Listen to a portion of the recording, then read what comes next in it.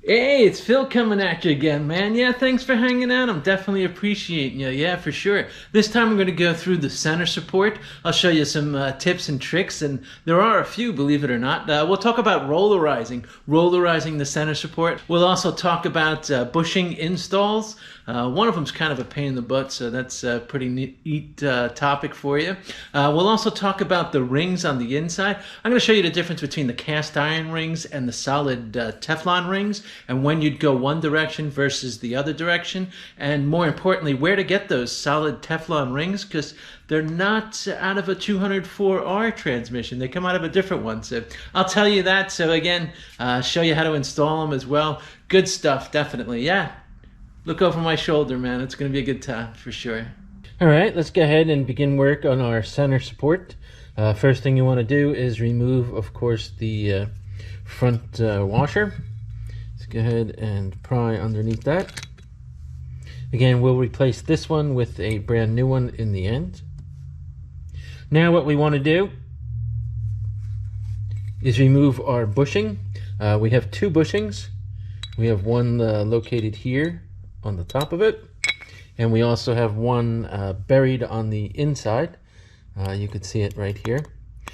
This one honestly is quite the bear to take out, so most of the time I just leave them in, and you probably can do the same, but examine the surface of it. Make sure that it's not worn and that it's not scratched or pitted. If it is, then we definitely want to replace it, but it's kind of a headache to get out of. Ideally, what you want to use is a tool like this, an inside bushing removal tool.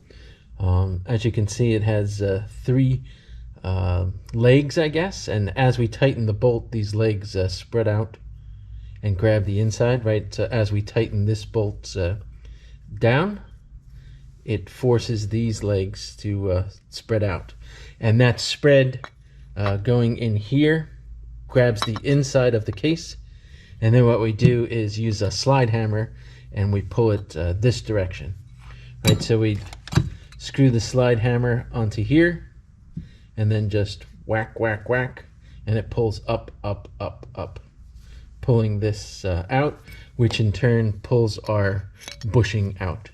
Again, it's a pain in the butt, so is it worth the effort if it's not beat up? No, it's not.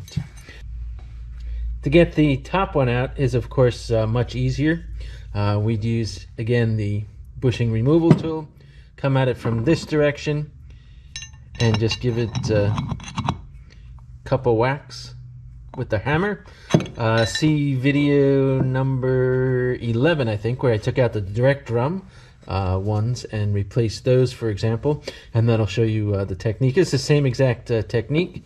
Again, you just pop out the bushing from this direction, and again use our bushing installer tool and install it by pressing it in this direction. One thing you want to note is the distance. Take note, take a picture, for example, with your phone, your camera, and notice the distance from the edge to down there. There is a hole, there's two holes actually, one right there and one right there, so you don't want to go too far down where you're coming closer to it. You just want to get it to where the beveled edge comes in, so you don't want it to be pushed all the way up here. Of course, you just want it to come down to the flat edge. So again, it's an easy replacement. It's just a little trickier because you're coming down into the surface, but again, not impossible. I would show it to you, but to be quite honest, I'm replacing the entire center support with this one, and this one already had the bushings pre-installed for me. This one is part of a kit I got from CK Performance, and it's actually part of their rollarized. This right here is a roller bearing, so it's good for parasitic loss. So it reduces friction, that kind of thing, from the part that sits on here, the gear. Is it necessary to purchase this? No, not really. It's way overkill for what I'm doing, but again, it came with the kit, so I'm definitely going to use it. There is no loss. Normally what you have is a thrust washer like so. It has 2 tabs on it, and that fits in like so. So normally that's what you would put there. And this, of course, is kind of sacrificial, right? So it takes the abuse. As you can see, this one took a little abuse, and you can see the brass or copper that's showing through. But of course, if we're using a roller bearing in place of it, you could see that it would spin. So again, reducing some of the friction. Next, we want to remove our lip seals for the 4th clutch. The 4th clutch actually sits in here. And it has 2 lip seals. There's one on the outside here. You can see the lip there. And there's another one on the inside that rides here. And you can see the lip as well right there. So go ahead and take those out. We'll start with the outside one first. I'm just using my little Harbor Freight pick tool. Again, at a right angle, makes it easy to pop out.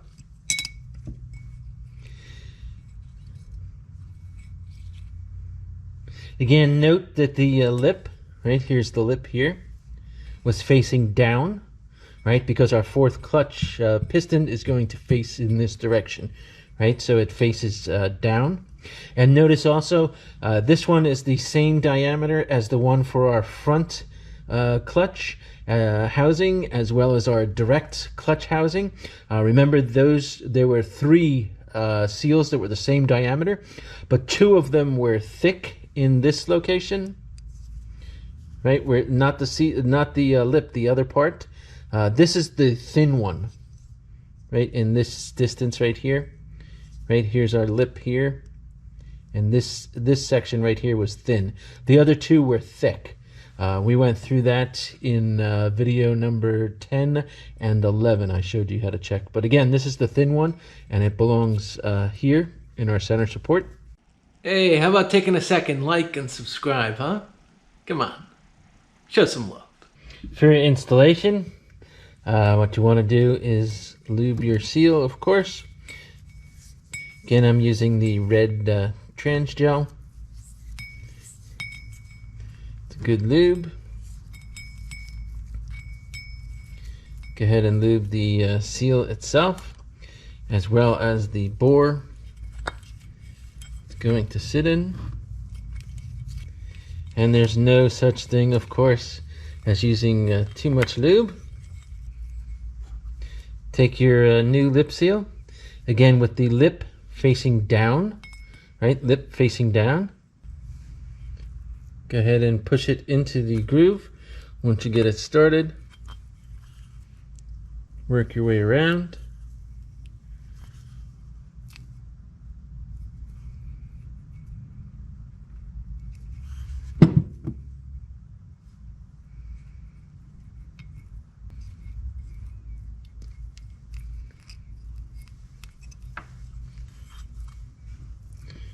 Get her in. Make sure she's nice and installed.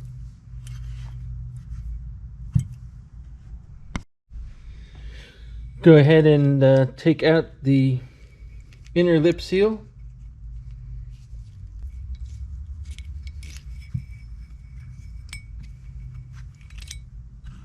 Just come out for you. And we're going to want to put our new lip seal in. Again, our new lip seal. There's only one that fits perfectly, so it's easy to see in your kit. Go ahead and lube her up.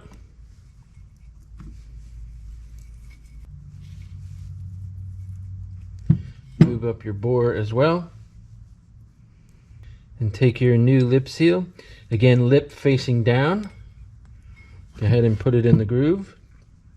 It's your lower groove, right? Your second groove there.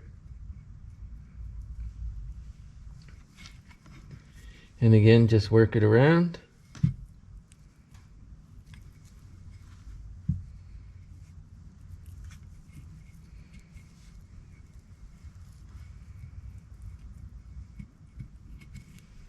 Take care not to stretch it too much.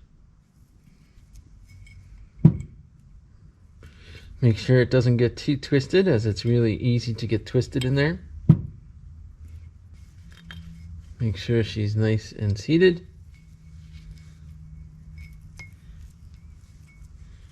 Then we're good to go. Now what we want to do is remove our sealing rings. You can see there's 3 of them. There's 1, there's 2, and there's number 3. These seal up to the direct drum, and we're going to replace them. So you could see there's a gap right there. What you want to do is locate that gap, and it's there for all 3 of them, of course. But the easiest way is to just take our little pick, stick it into that little hole, make just the gap between them, and just pry up, and you can see it easily snaps apart. Once you get it snapped apart, you can easily just pull it apart.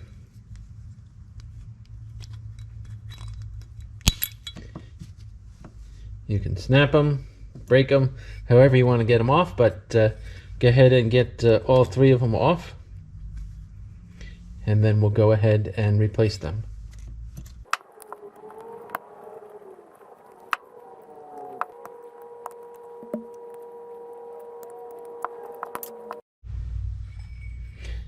And you can see we have all 3 of ours removed. Go ahead and inspect your grooves. I like to snap them off again so I don't damage the grooves or anything by pulling them in this direction. It's very simple. Again, there's new ones in your kit, so not to worry. Now, replacing those rings, there is some debate. Folks like to use the iron rings, just like the ones that we took off.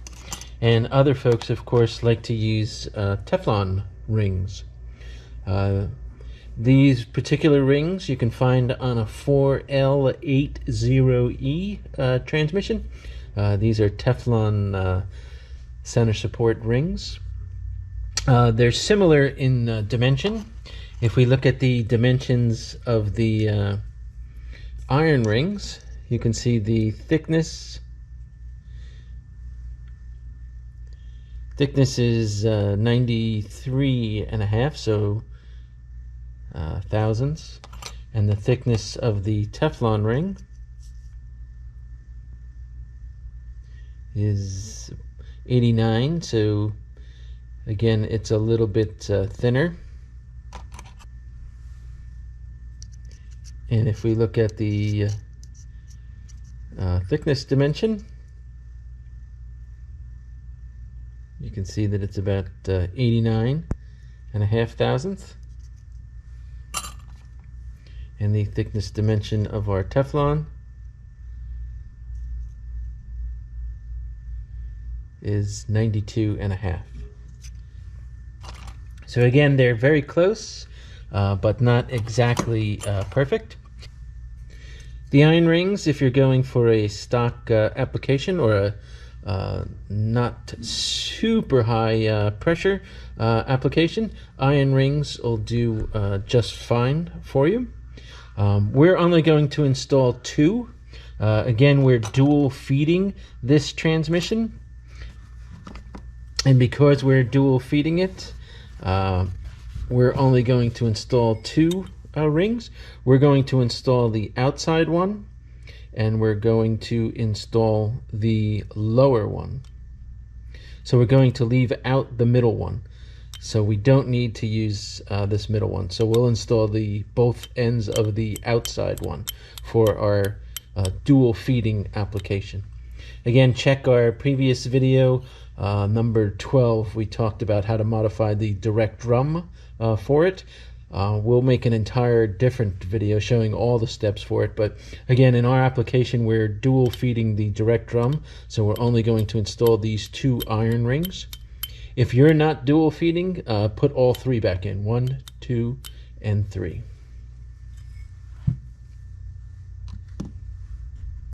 Hey, how about taking a second, like and subscribe, huh? Come on, show some love. In a run-of-the-mill regular rebuild, I'll go ahead and use the standard iron rings. They're very adequate. They work perfectly fine. My concern is that since they're metal and you can't really find direct drums anymore, they're not made unless you get a sacrificial transmission just for parts. These do have a tendency to eat away at the drum. Again, it takes a longer time. The Teflon rings are good when we're upgrading the internals and we're using a higher pressure. They seal better, and also since they're Teflon, they're not going to go ahead and eat away the bore of the direct drum like a cast iron ring would. So again, is it really required to use the Teflon? No, you could use the cast iron, definitely. Again, I guess it comes down to builder preference, and that's my preference. When you're installing the iron rings, you can see down here, this little groove fits into there, and this little groove fits into there. So what you're doing is squeezing them both together, lining up those grooves, and you can see it locks in place. And it's a very easy way to install them. Starting at your bottom groove, go ahead and put your spreader on there.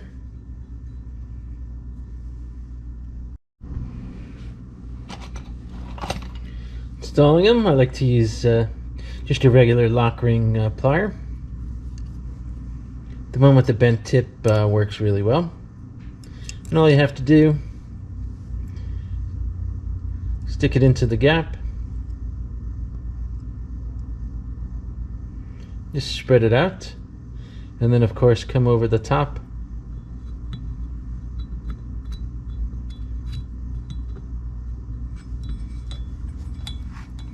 See if we can get her on there. Right into your third groove. 1, 2, 3.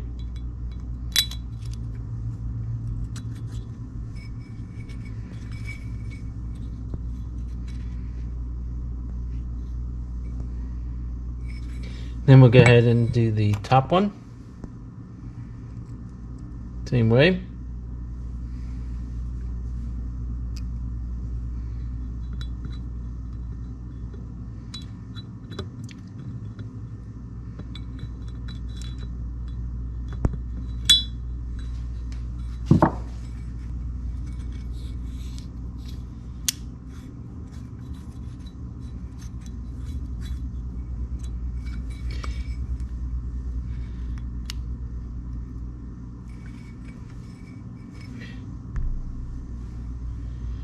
Again, I'm doing a dual feed, so I'm leaving out the center groove.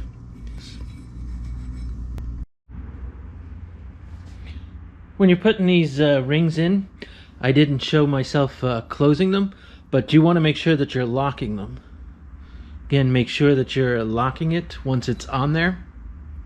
I didn't show it because it's just a demonstration that I'm doing. I'm not using these rings in my final application. I'm using the Teflon ones. So I didn't want to install it and then have to break them coming off. It'll kill my supply. And I also wanted to keep this as a spare center support. So again, when you're installing it, make sure that you're actually locking it as the final step.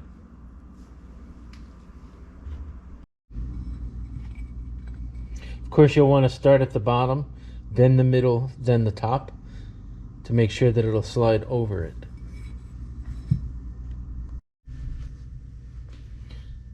Next, I'll show you how to install Teflon rings if you want to go that direction. They are a little more difficult to install than the iron rings. What we have to do is stretch them so that they actually fit. And then once we're done stretching them, we have to squeeze them so that they fit. Check video number 10 where we did the forward drum, the forward clutch. We did the same thing for the shaft of those, and we could do the same thing here. Again, this is a larger O-ring, so we need something larger to stretch them on. What works really good is a transmission oil funnel, for example. This one just came from Walmart, but there's obviously many different types. And what you can do is stretch it onto, place it onto the funnel.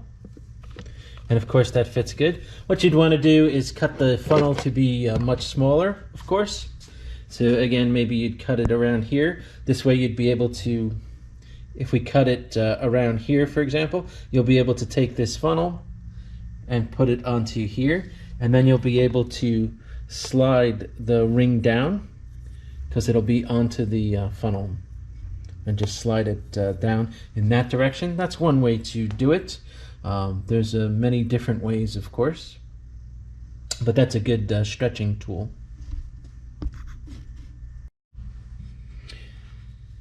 Again, these Teflon rings, they come out of a 4L80E transmission, so obviously tools for the 4L80E work quite well. This one right here makes a nice stretcher. It's the J38735 tool. And again, the O-ring, the Teflon ring, slides right over there, and we could put it all the way down, so that's going to be a good sizing tool for us. The way we're going to use it, again, we're going to mount it all the way down there, and then we're going to slide the O-ring all the way down through, right? So we're going to stretch it, and then we're going to place it so that it sits right there. And again, this is a nice tool for the job. How do we do this? First thing you want to do, as always, is go ahead and lube the tool. This way it'll make the ring slide very easy down it. I'm just using transmission lube. You can use fluid, whatever you want to use.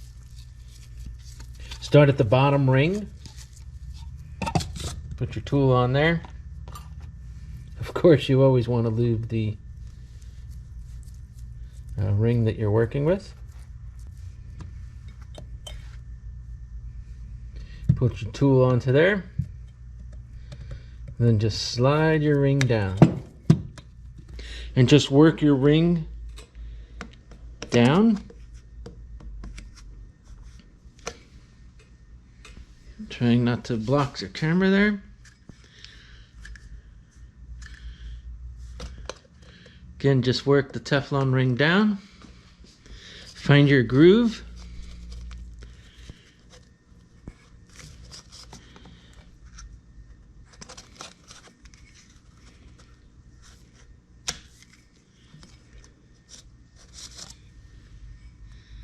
Now your ring is on there. Now what we need to do is size it to make sure that it fits and stays, so that the size of the ring comes back, if you will. It'll come back. It likes to go back to the way it started.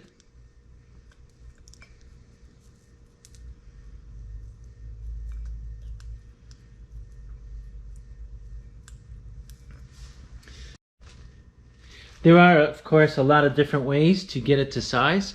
One of my favorites is to just take a plastic baggie and just a hose clamp. Notice on the hose clamp there's the bottom piece where the holes aren't. That's where you'd want to put the ring surface. You wouldn't want the ring surface on the holes. And what you do is just take the baggie. Again, we did this in video number 10 for the forward clutch. What you do is just take the baggie, wrap it around, and then go ahead and slide your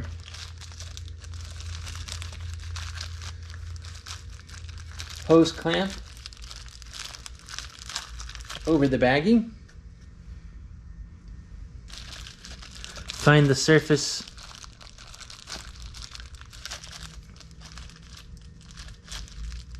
again, being very careful that you're getting it and that it's fitting around.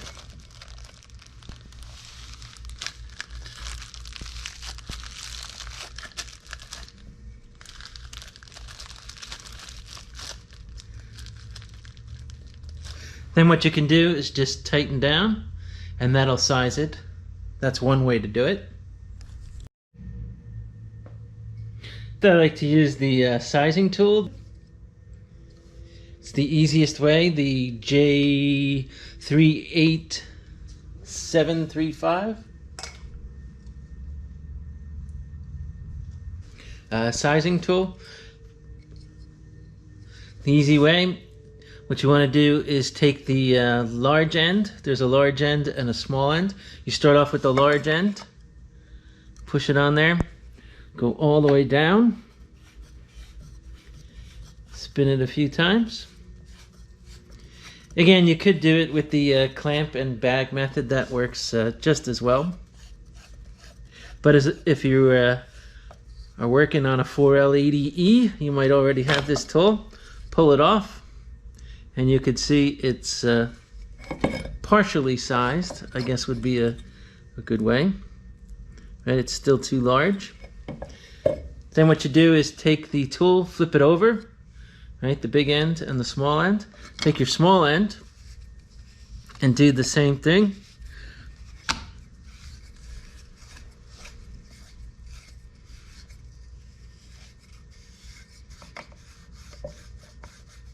And you could just leave the tool on there for a while. That works. Or put the direct drum on, but we want to next... you can see that set her pretty well.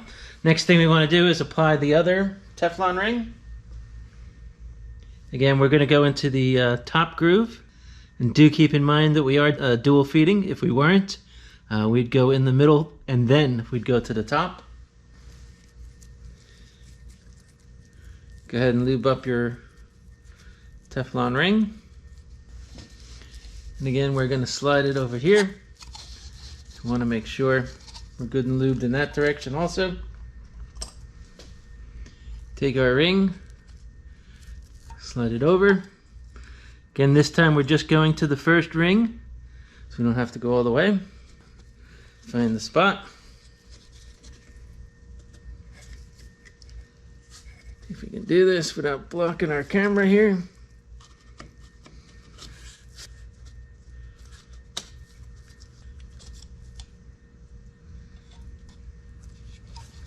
Again, now we have it on our top.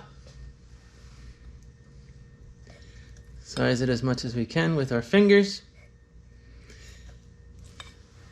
Then again, do the same thing. Use your bag and your clamp, or use your sizing tool. We'll take our sizing tool, big ring first.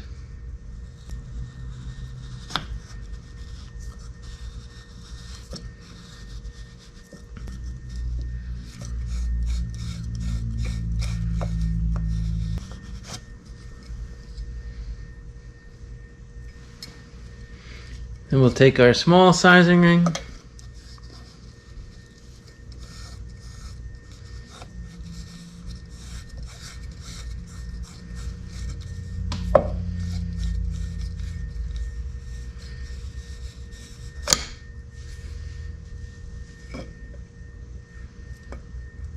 To do a final size, I like to put the direct drum on there and let it sit for a while. But before I do that, let's take our washer, plastic nylon washer, lube her up. Let's go ahead and put it on the center support so we don't forget about it. Of course, make sure she has nice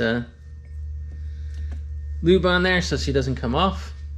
And then we'll go ahead and put our direct drum on there.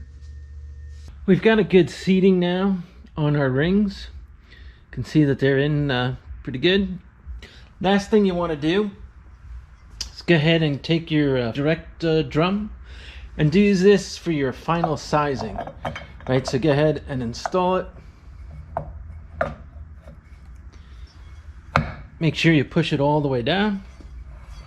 Give it a spin. It's a good way to get your final sizing on there. Go ahead and leave it on there for a while. I don't know, a few minutes. I'm going to leave it overnight because I'm not going to continue on